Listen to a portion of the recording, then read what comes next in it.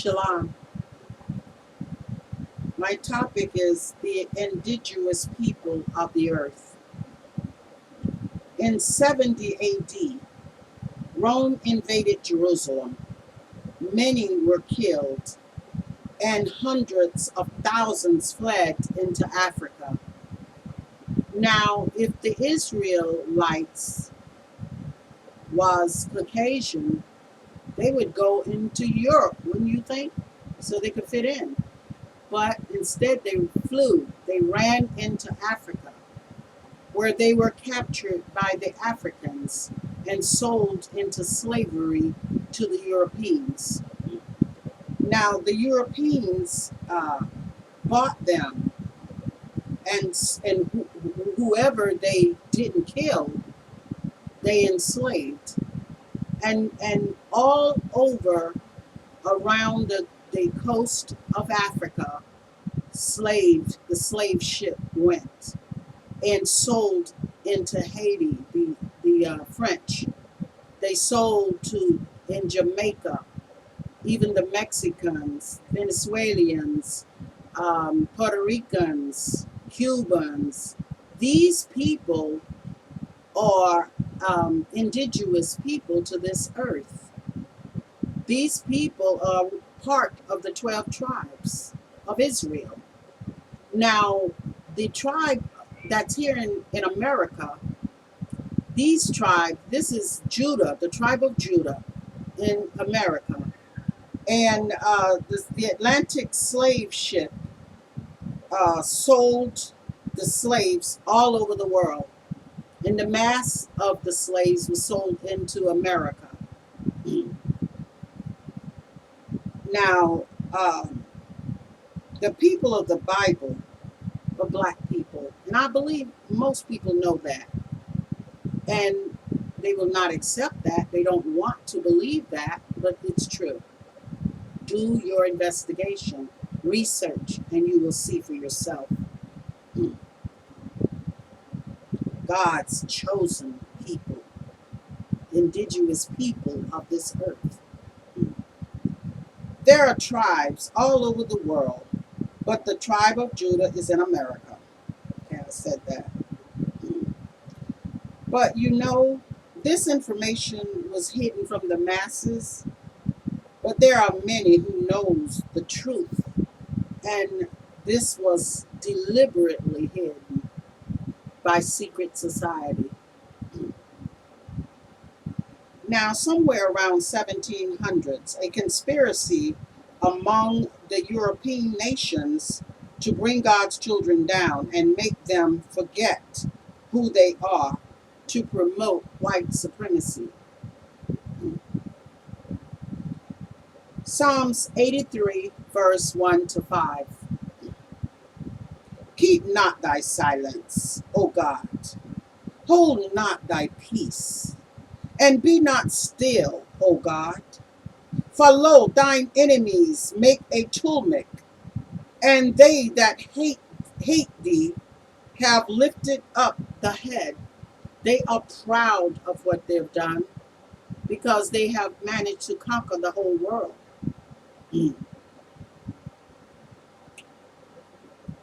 Now, they have taken crafty counsel against thy people and consulted against thy hidden ones, and that's us. They have said, come, let us cut them off from being a nation, that the name of Israel may be no more in remembrance. So this was a conspiracy. They conspired to do this to God's children, to promote white supremacy. For they have consulted together with one consent. They all agreed. They are confederate against thee. They made a treaty to do this. They came into agreement.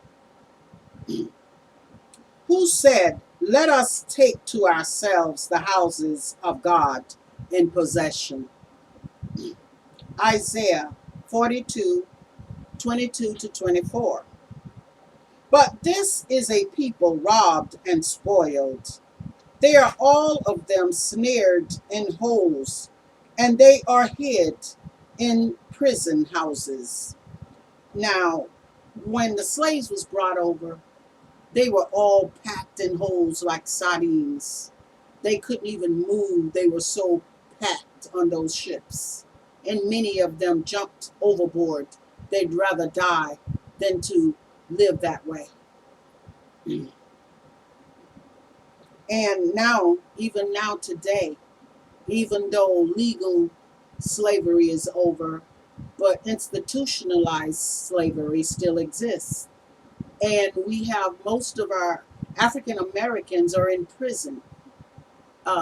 There's a different level of law enforcement when it comes to African American and the Caucasian people.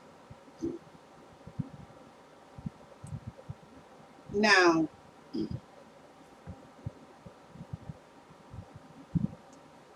they are in prison. That is so true. They are for a prey, and none deliver, for a spoil, and none said restore. Who gave Jacob for a spoil, and Israel to the robbers? Did not God, he against whom we have sinned? Yes. It's not that the Europeans had the power to do this, but God allowed them to do this to us because he said we are a stiff-necked people. We would not listen. We would not obey. And now, our lives are because of our forefathers. What's happening to us was handed down from our forefathers' disobedience. But this generation will obey. We are waking up all over the world. The Hebrews are waking up. So this is the end of the Gentile and the beginning of the knowledge. Now, this knowledge that we're waking up to brings this indignation closer to the end. The Bible said so, and I'm going to get to that. Did not God be against whom we have sinned? For they would not walk in his ways, neither were they obedient unto his law. Read Deuteronomy 28:48-68, and it'll describe no other people but the Negroes, the African Americans. It fits no other people but us. And that is one way of knowing that we are the Israelites. We're the true Hebrews of Israel. Now, in Zechariah, the 11th chapter and the 5th verse, whose possessor slay them? Whose possessors slay them, and hold themselves not guilty, and they that sell them say, Blessed be God, for I am rich, and their own shepherds pity them not. The Gentiles does not feel guilty about what they've done to us. They are not sorry for the treatment that's coming up against African Americans, God's chosen people. And this is why their punishment is going to be so hard, because they never repented. They say, oh, forget about it. Slavery is over. You just start in trouble. Anytime we bring up the bad treatment of African Americans, they say, oh, you racist, you're starting trouble. You see, that's a mind thing. They say these things for you to be quiet and shut up and take it. But it's time for us to wake up now. We don't have to take it. Our Father now is coming to punish those oppressors and put them into captivity as they have had us in captivity. Oh, he said so. Let's go on. But the main reason why they're going to get such harsh treatment is because they have no pity or no sorrow.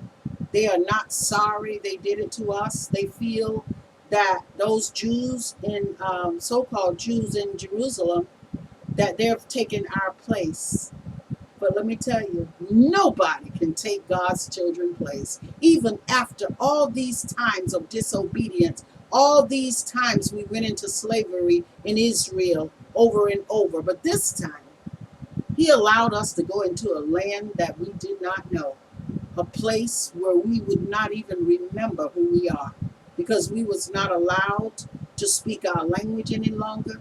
We was not allowed to even speak of our history or where we come from. We was not allowed to read. So all of that effort come to naught because it did not accomplish in the end what they wanted. Now, Daniel, the 11th chapter and the 5th verse. But thou, O Daniel, shut up the words and seal the book, even to the time of the end. This is this time. Many shall run to and fro, and knowledge shall be increased. And it is. We are waking up.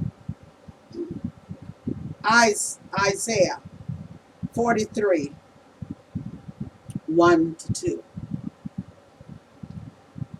But now, thus saith God, that created thee, O Jacob, and he that formed thee, O Israel.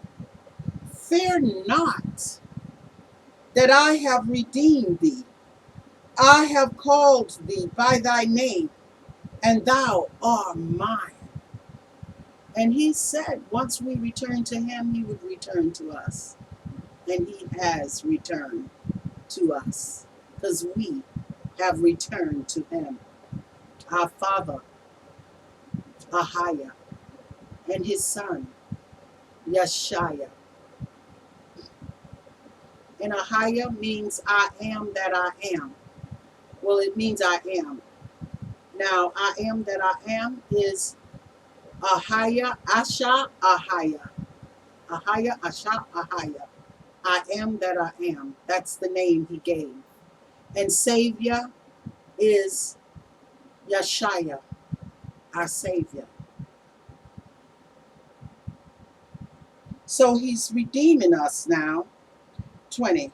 The beast of the field shall honor me, the dragons and the owl, because I give water in the wilderness, and rivers in the deserts, to give drink to my people, my chosen. This people have I formed for myself. They shall show forth my praise. Now, Judah, the tribe of Judah, is the bloodline of Christ. Now, the other tribes, they're not in the same, it's not the same bloodline, but they are part of the tribes, the patriarchs. So we have the bloodline of Christ. And if you would read Revelation, the first chapter, 14th and to the 15th verse, you would see the description of Yeshaya, which is Christ. His description is that he has white hair like wool, and his color was like brass, as if it was burned in a furnace. And you know they want to make Christ anything but black. They want to say that he's a Middle Eastern, he's an Arab, or he's got that golden complexion. No, our Father is described as black. And I don't mean just dark brown. I mean, he was black. If you take brass, which is already brown, and burn it in a furnace, that's black. And that's the description of our Father that we've overlooked all this time, because there is a blindness that was upon the whole world. Now the whole world needs to wake up. Just like I had to find my Father, all of you Gentiles need to find your Creator, because He is your Creator too.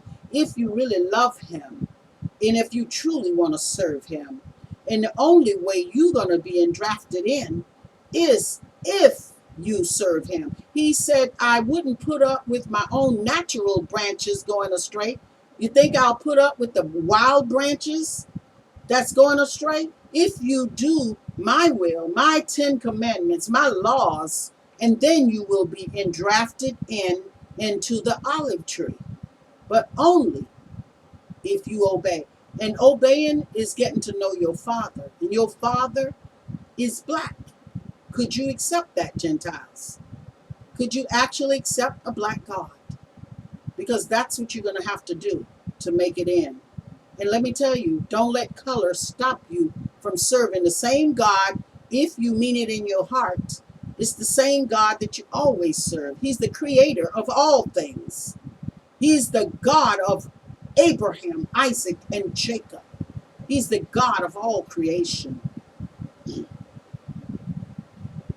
Now,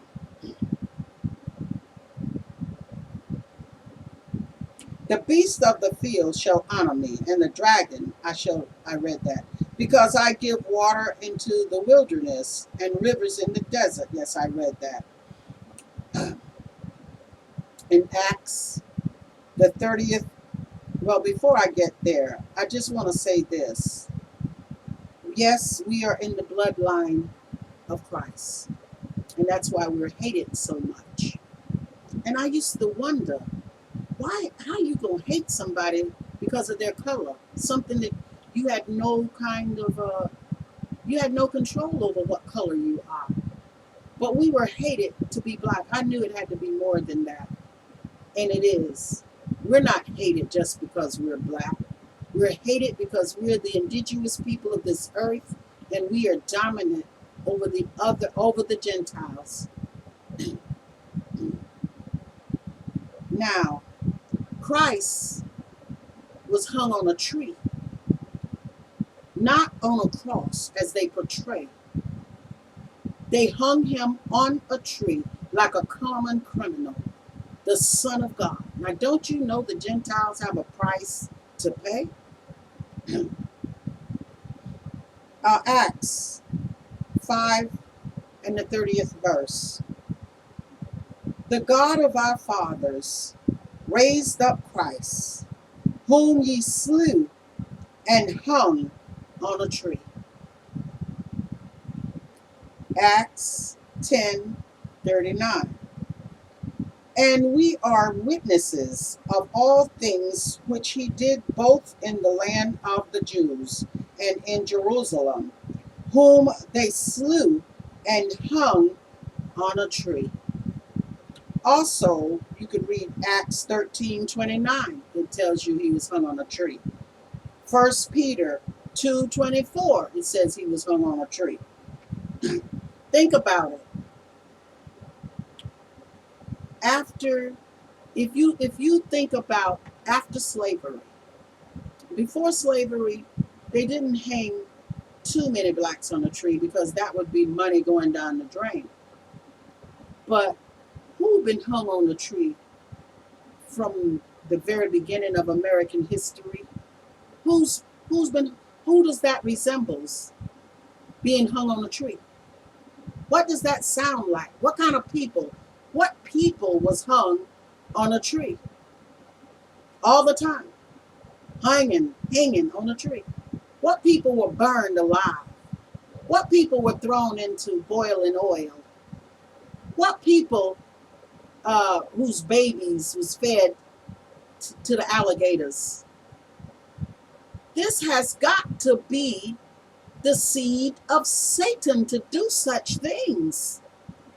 How could you do that to even animals? Even dogs was treated better than the slaves. And they don't feel guilty. There's no guilt in their hearts about what they've done. to God's chosen people. But now God's children are waking up, and this knowledge is the mark of the end of the Gentile rule. Now, we don't have to fight, we don't have to do a thing because we have a powerful God that's coming down and take care of business. Now, this battle is another thing, Gentiles. You call in the Father, you call in the Son of God, Jesus. Jesus has a face to the name, and it's the sixth son of the son of Pope the Sixth, and it's Caesar Bulgi, whom face Jesus' face. That is the face of Jesus. So, are you truly praying to our Father? Or are you praying to an idol? Because according to the Bible, that is not the Son of God. That's an idol. We all been praying to an idol. And I'm telling you, Gentiles, find God for real. Because that's your only chance in making it in, is to serve the true God, not an idol that has been set up for us to praise demonic spirits. Every holiday that we celebrate is a pagan holiday. Did you know that? Did you know Constantine changed the birth of Jesus, the birthday, to December the 25th because all of the pagan gods was born on that day or connected to that December the 25th in some way or form? Did you know that? Did you know when you celebrate Christmas, you are actually giving power to Satan, to the demonic forces, to the Nephilims and the Raphaims of this earth, to the demon spirits? When you celebrate, and all these years, I have been celebrating Christmas, Thanksgiving, all these, sometimes Valentine, all of these was set up for us to praise demons, and we didn't know it. It was a setup. You better do your homework and research, because none of the so-called Christian holidays are actually Christian holidays. They are pagan gods' holidays. Look it up for yourself. Now, James, the 5th chapter and the 42nd verse.